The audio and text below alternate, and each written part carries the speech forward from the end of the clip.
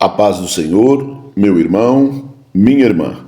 Espero que você esteja bem e que o Espírito Santo, como sempre, permaneça com você, esteja com você, prossiga com você, esteja em você. Amém? Paulo diz que nós somos templo e morada do Espírito Santo.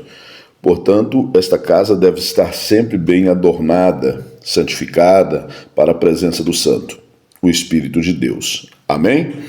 Nós voltamos a meditar na palavra de Deus e eu quero fazê-lo de maneira bem breve, hoje, tomando como base, como ponto de partida e como alicerce para a nossa meditação, um dos salmos mais conhecidos em toda a história bíblica e um dos salmos mais pregados dentro da igreja, principalmente a dos últimos dias. Um salmo de Davi, que é o Salmo 23, que diz assim nos seus 6 versículos, e eu quero ler aqui na Bíblia Almeida Corrigida e Fiel. O Senhor é o meu pastor e nada me faltará. Deitar-me faz em verdes pastos, guia-me mansamente às águas tranquilas, refrigera minha alma, guia-me pelas veredas da justiça, por amor de seu nome. Ainda que eu andasse pelo vale da sombra da morte, não temeria mal algum, porque tu estás comigo. A tua vara e o teu cajado me consolam. Preparas uma mesa perante mim na presença dos meus inimigos. Unges a minha cabeça com óleo. O meu cálice transborda. Certamente que a bondade e a misericórdia me seguirão todos os dias da minha vida, e habitarei na casa do Senhor por longos dias. Amém?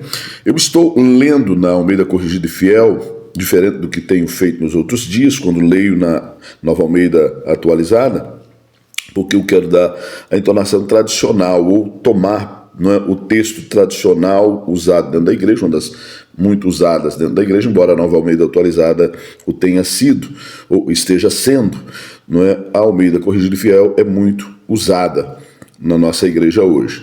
E eu quero tomar o primeiro verso e depois discorrer sobre alguns dos versículos desta porção do texto sagrado para edificação nossa e para que possamos entender a necessidade de glorificar a Deus nas lutas.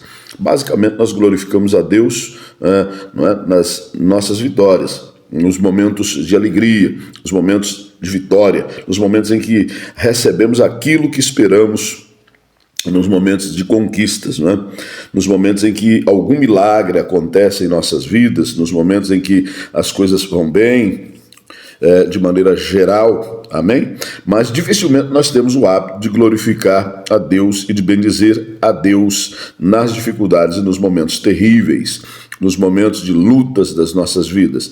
A palavra aqui no primeiro versículo, ou quer dizer o conceito desse texto no hebraico, no primeiro versículo, no original, na língua em que foi escrito este salmo, o conceito que se faz é um pouco mais abrangente e sai um pouco do sentido que damos a ele, como se Deus fosse nosso pastor apenas por não nos deixar faltar as coisas. Como se ele fosse o cartão de provisão, o cartão da provisão, e que sendo nosso pastor não deixará que nada nos falte. E o conceito no original não é bem este, seria: o Senhor é meu pastor e de nada terei falta, ou seja, ele me é suficiente. E se o Senhor é meu pastor e se eu de nada tenho falta, tendo o Senhor por pastor, nós conseguiremos entender que é tão fácil glorificar o Senhor nas dificuldades, nos momentos de luta, tanto quanto para nós é natural glorificá-lo nas vitórias. Amém? Nós percebemos que no versículo 4 deste salmo, a palavra diz: ainda que eu andasse pelo vale da sombra da morte, eu não temeria mal algum, porque tu estás comigo. A tua vara, o teu cajado me consolam.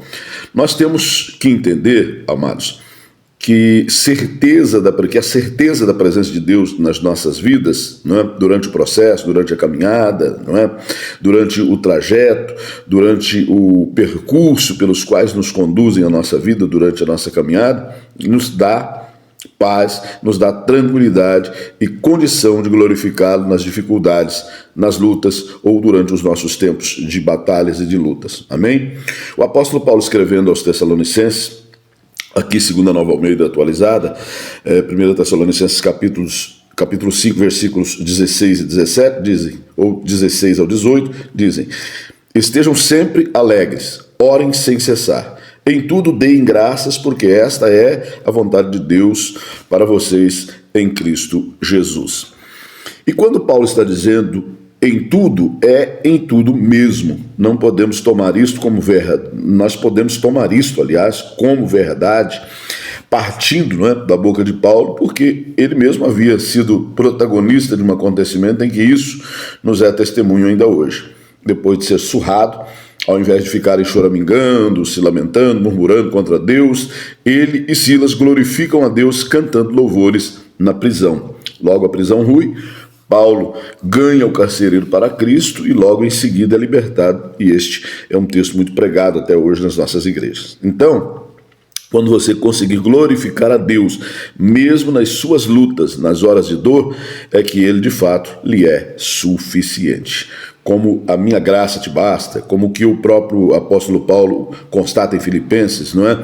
Tudo posso naquele que me fortalece.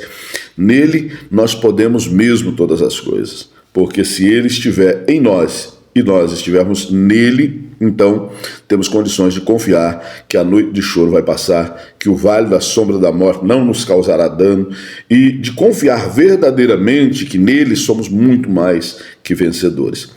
E nisso estaremos glorificando a Deus nas lutas, glorificando ao Senhor nas pelejas, confiando a ponto de saber que o socorro é certo e que Ele, por fim, se levantará sobre a terra em nosso socorro, em nosso resgate. É crer na poderosa palavra, de maneira que as circunstâncias, por mais duras que venham a ser, não têm o poder de mudar isso nas nossas vidas, não têm o poder de nos tirar essa convicção. Davi escreve no Salmo 28, versículo 7, o Senhor é minha força e o meu escudo, meu coração confiou nele, sou ajudado. Outras traduções vão dizer, e fui socorrido. No Salmo 46, ele diz, Deus é meu refúgio e fortaleza, socorro bem presente na angústia. A King James 1611 diz, socorro bem presente na tribulação.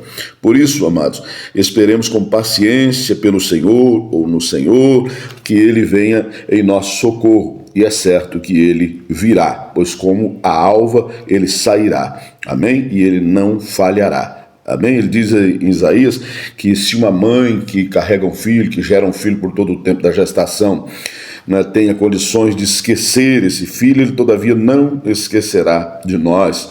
Nós temos que confiar na palavra do Senhor. E para confiar, nós precisamos conhecer a palavra do Senhor. Concorda? Então vamos estudar sistematicamente a palavra do Senhor, né? Diariamente estar com a palavra do Senhor para que o Espírito Santo se agrade de nós e nos dê discernimento, nos dê compreensão da palavra de Deus. Vamos orar. Senhor nosso Deus e nosso Pai, em nome de Jesus, nós oramos uma vez mais, ó Deus, agradecidos por esta rica palavra, Senhor, porque a tua pessoa, Senhor, reflete-se nela, o Senhor se revela por ela, e o Senhor revela a nós a tua vontade também nela, e o Senhor revela aquilo que somos também nela. Pai, nós agradecemos por esta palavra, agradecemos pela presença do teu Espírito no nosso meio, e te pedimos, Pai Santo, que o Senhor vá de encontro ao coração de cada um, Senhor, que anseia por ter experiências contigo, e faça com que ele venha a entender, meu Deus, a necessidade do relacionamento estrito e diário, né, de uma vida prática com o Senhor, meu Deus, através do conhecimento da sua palavra. Pai, em nome de Jesus, foi que nós oramos agradecidos. Amém. Fique em paz.